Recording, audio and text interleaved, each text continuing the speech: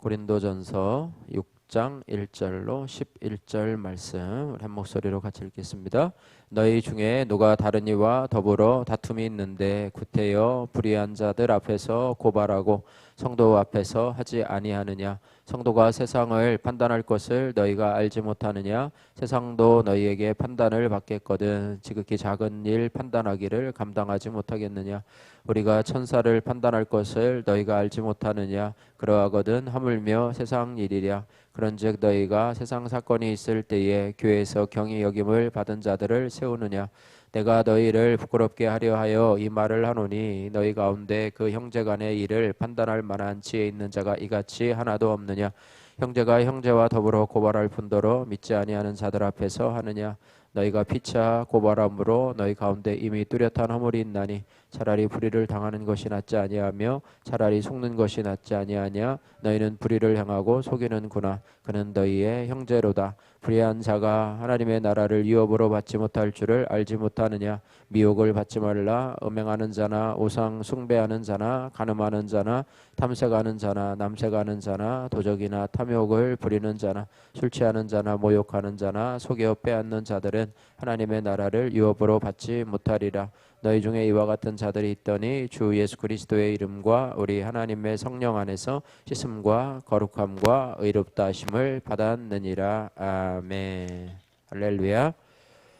오늘 본문 고린도전서 6장 1절로 11절 말씀을 중심으로 하나님 나라를 유업으로 받지 못할 자라고 하는 제목으로 같이 은혜를 나누고자 합니다.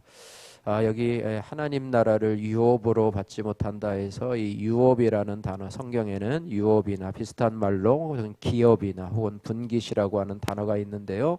성경은 이 자녀의 권한, 또 백성, 하나님 백성의 권리, 또 각 지파별로 주는 땅, 더 나아가서는 정신적인 권리 등을 말할 때 이런 단어들을 사용하고 있습니다. 유산 혹은 유업이라고 하는 단어는 상속을 물려주는 것보다는 소유를 강조하고 있는 내용인데요. 다시 말해서 이 구약의 유산이나 유업이라는 단어는 흔히 이 가나안 땅을 강조할 때 사용되는 그런 말입니다. 그래서 이것은 가장 이 구약의 유산이나 유업에 있어서 이 가장 귀한 유산은 가나안 땅을 넘어서 이제는 하나님 주신 약속의 땅을 의미하고 있습니다. 신약에서 이 유산이라고 하는 유업이라고 하는 단어는요, 그리스도께서 유산의 상속자이심을 강조하는 그런 내용입니다. 마태복음 21장 38절 말씀에는 농부들이 그 아들을 보고 서로 말하되 이는 상속자니 자 죽이고 그의 유산을 차지하자, 이렇게 이야기를 하고 있습니다. 그래서 예수 그리스도가 유산의 상속자가 되신다, 이렇게 말하고 있습니다. 이는 다시 말하면은요, 하나님의 모든 복을 유업으로 받아서, 유산으로 받아서 하나님의 백성들에게 전달하는 역할을 바로 그리스도가 한다, 이것을 상징적으로 말씀하고 있는 단어입니다. 그래서 이 신약에서 이 유업이라고 하는 단어는 물질적이고 동시에 영적인 것을 의미하고 있습니다. 사도 바울은 오늘 본문 9절 말씀에 어떠한 사람이 하나님 나라를 유업으로 받지 못하느냐라고 하면서 분명하게 불의를 행하는 자는 하나님 나라를 유업으로 받지 못한다, 이렇게 말하고 있는데, 여기서 불의를 행하는 자는 의롭지 못한 자, 의롭지 못한 자를 의미하고 있고요. 다시 말해서 이 악을 행하는 집단이 아니라 악의 성격 때문에 하나님 나라와 대적하는 관계에 놓인 자들, 하나님 나라를 대적하고 반역하고 거역하는 자들, 그러므로 인해서 진리를 따라 행하지 아니하고 불의를 따라 행하고 또 악을 저지르는 사람들을 통칭해서 말하는 의미로 보게 됩니다. 이렇게 불의를 행하는 자는 하나님 나라를 유업으로 받지 못한다, 이렇게 결론적으로 얘기를 하고 있는데요. 그래서 이 말을 하기 전에 사도 바울은요, 고린도 교회 성도들 간에 다툼이 일어나서 법정 소송까지 간 문제를 언급하면서 이 문제에 대한 그런 해석들을 말하면서 책망을 하고 있는 모습을 오늘 1절에서 6절 말씀에 보고 있습니다. 바울이요, 성도들 간의 다툼 자체를 판단했다기보다는요, 뭐 서로 다툴 수도 있죠. 그러나 그 자체를 판단했다기보다는 그러한 다툼의 문제가 발생했을 때 그 세상 재판관들에게 서로 고발하고 그 문제를 그들 앞에 가지고 나갔다는 사실 앞에서 그가 안타까워하고 통탄해하는 그런 모습을 보게 됩니다. 예, 종말에요. 종말에 즉 세상의 마지막 날에 성도는요, 우리의 주님 되신 예수 그리스도와 함께 세상을 심판하고 왕노릇 하게 될 것입니다. 예, 이것은 성경의 원리죠. 그때에 교회는요, 십자가의 도로 세상을 심판하게 될 것입니다. 할렐루야. 그런데 이 왕 같은 제사장으로 부름받은 자들이 교회의 성도 간의 다툼을 해결하려고 세상 법정에 형제를 고발하는 것 참으로 부끄럽고 통탄한 일이라고 바울은 안타까워하고 있습니다. 예, 우리가 세상을 나중에 판단할 텐데 지금 살아가면서 세상에게 우리 교회의 문제를 판단받아야 된다라고 하는 것, 이것이 정말로 말이 되느냐 하면서 사도 바울이 너무너무나 안타깝게 여기고 있다는 게, 오늘날도요 교회에 분쟁이 생길 때마다 교회 안에서 아름답게 해결하지 못하고 세상 법정으로 나가서 서로를 고발하고 고소하고 재판하고 뭐 이런 일들이 비일비재하고 그래서 교회가 더 어떻게 보면 더 분쟁 속으로 빠지는 것, 그것들을 보게 되는데요. 참으로 안타까운 일이 아닐 수가 없습니다. 예, 그래서 바울의 말을 빌으면은요, 참으로 통탄한 일이 아닐 수가 없습니다. 세상 사람들이요, 재산 분쟁으로 형제들끼리 고소고발하는 문제도 서로 좋아 보이지 않는데, 더 나가서 교회 안에서 직분자들이 서로 고발하며 재판장에 그 문제를 해결받으려고 조사를 받는 모습은 더욱더 부끄러운 일이 아닐 수가 없습니다. 예, 그래서 그리고 이 누가 이 다툼을 판단하느냐라고 하는 것도 중요하지만은, 우리가 교회 공동체 안에서 서로 형제를 서로 고발하는 것 자체가 이미 하나님의 영광을 가리는 뚜렷한 허물임을 깨닫는 것이 더 중요하다고 하는 것입니다. 예. 바울은요, 그러면서 우리가 피차 이렇게 세상 법정에 고발할 바에야 차라리 내가 불의를 당하고 손해를 당하는 편이 더 낫다라고 가르치고 있습니다. 오늘 7절 말씀에 그렇게 기록을 하고 있는데요. 비록 내가 결백하더라도 교회 공동체를 위해서, 교회 공동체의 덕을 위해서 차라리 세상 법정에 고발하지 않고 교회의 판단에 맡길 때 결국에 주님께서 모든 것을 책임져 주신다라고 하는 것입니다. 할렐루야. 주님이 모든 것을 책임져 주셔서 지금 내가 그 부담을 떠안고 또 그 책임을 내가 감당한다 할지라도 하나님을 의지하는 마음으로 교회 안에서 해결하는 것이 참으로 중요하다는 것을 말씀해 주고 있습니다. 그러나 문제는 뭐냐면, 교회의 판단에 승복하지 못할 때 나의 억울함을 풀려고 세상 법정으로 향하게 된다고 하는 것입니다. 그러므로 진정으로 지혜로운 다툼의 해결 방법은 옳고 그름만 따지는 세상 법정이 아니라 구원을 중히 여기는 교회 공동체의 판단을 따르는 것입니다. 그래서 하나님께서는 교회 내의 성도들, 즉 형제들에게 불의를 행하고 속이는 자들을 하나님께서는 친히 심판을 하실 것이고, 반대로 교회 공동체의 덕을 위해서 십자가를 지고 손해를 보고 불의를 당하는 자들을 더 좋은 길로, 더 나은 길로 인도해 주실 것이라고 하는 사실입니다. 이런 맥락에서 사도 바울은 9절 말씀에 불의를 행하는 자가 하나님 나라를 유업으로 받지 못할 줄을 알지 못하느냐, 이렇게 강조를 하고 있습니다. 로마서 14장 17절에는요 하나님의 나라가 어떤 나라인가에 대해서 말씀해 주고 있는데요, 하나님의 나라는 먹고 마시는 것이 아니라 오직 성령 안에 있는 의와 평강과 희락이라, 이렇게 말하고 있습니다. 하나님 나라의 특징은요 의와 평강과 희락의 나라인데, 그러니까 반대로 얘기하면 하나님 나라에는 뭐가 없냐면 불의가 없다는 거예요. 그래서 불의한 자는 하나님 나라를 유업으로 받지 못한다. 불의한 자는 천국에 가지 못한다 이런 말과 동일한 말씀이라고 보게 됩니다. 그래서 하나님 나라에는 의로 가득 차 있는 나라, 그래서 불의는 하나님 나라의 것이 아니다. 다시 말해서 불의한 자가 하나님 나라를 유혹으로 받지 못한다 이렇게 말하고 있습니다.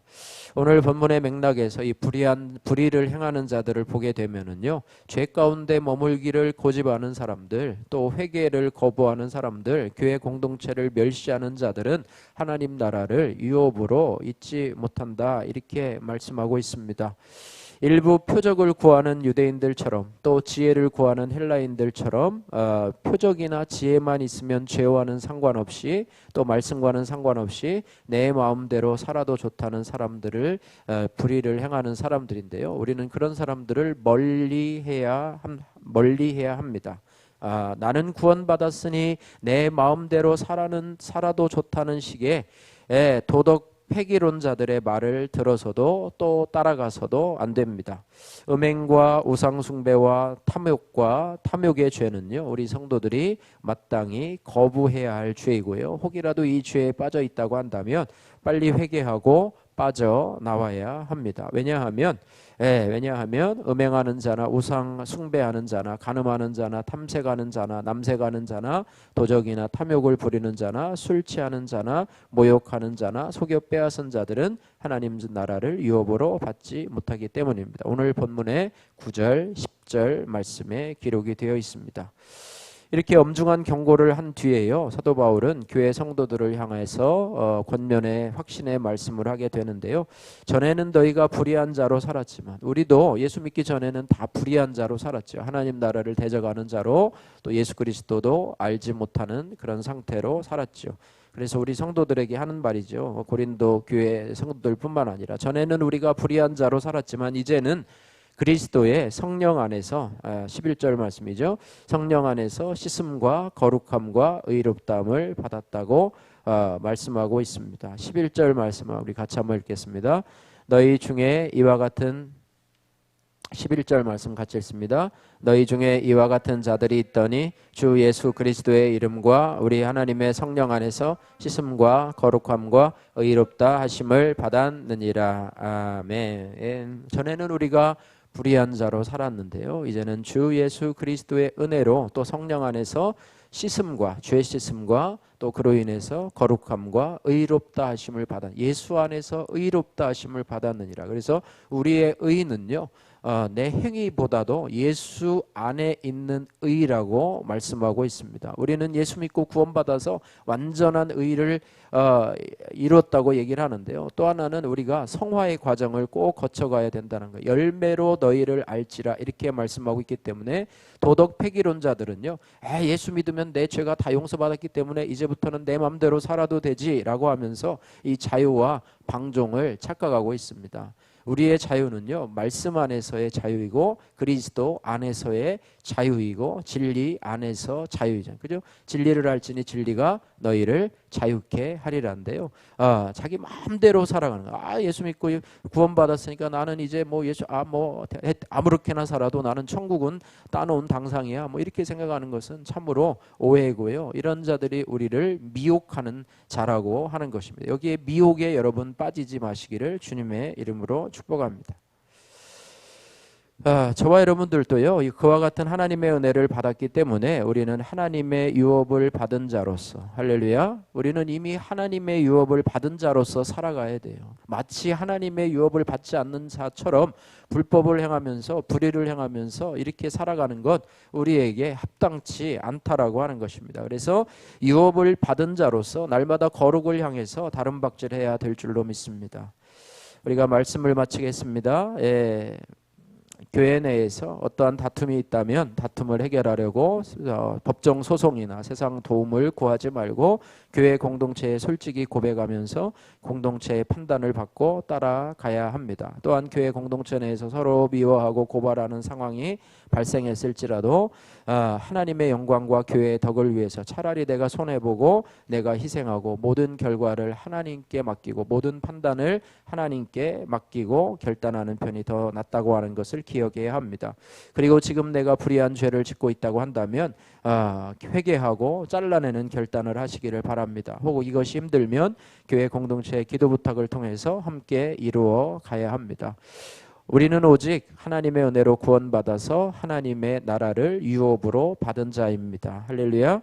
그런 자로서 우리의 삶의 목표를 다른 세상의 어떤 것이 아니라 주님을 닮아가는 거룩함과 성화에 초점을 두고 나가야 될 줄로 믿습니다. 적용의 말씀입니다. 내가 회개하고 잘라내야 될 나의 불의한 죄는 무엇입니까? 여러분 돌아보시길 바라고요. 더 나아가서 오직 하나님의 은혜로 하나님 나라를 유업으로 받은 자로서 거룩을 목표로 두고 나가려고 할 때 내가 더 힘써야 될 것은 무엇입니까? 경건에 더 힘써야 될 것, 말씀과 기도 생활과 또 뭐 여러 가지 우리의 예배 생활과 또 전도 생활을 볼 때에 우리가 더 힘써야 될 것은 무엇인지 여러분들 적용해 보셔서 오직 불의한 자는 하나님 나라를 유업으로 받지 못한다는 사실을 우리가 기억하면서 우리는 하나님의 유업을 받은 자로서 의로우신 예수님을 따라서 이 땅을 주님과 동행하며 주님을 닮아가는 저와 여러분들 되시기를 주님의 이름으로 축복합니다.